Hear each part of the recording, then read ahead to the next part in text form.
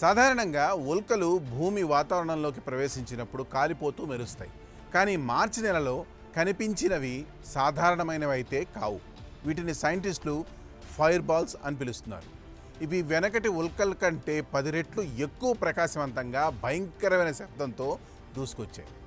American మీటియార్ society నివేదికల ప్రకారం ప్రతి సంవత్సరం మార్చి నెలలో ఈ ఫైర్ బాల్ సంఖ్య అకస్మాత్తుగా పెరుగుతోంది.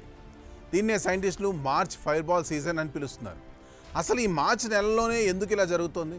మన భూమి అంతరిక్షంలో ప్రయాణించే మార్గంలో ఏదో ఒక రహస్యమైన శిథిలాల మేఘం అంటే డెబ్రిస్ క్లౌడ్ ఉందా?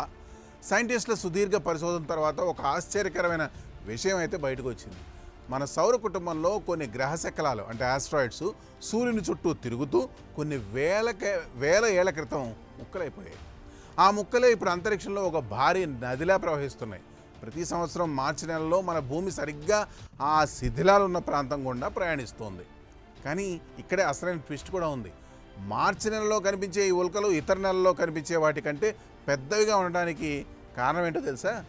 సైంటిస్టుల విశ్లేషణ ప్రకారం వీటి పరిమాణం ఒక చిన్న కారు నుండి ఒక బస్సు అంతకు పైనే ఉండొచ్చు.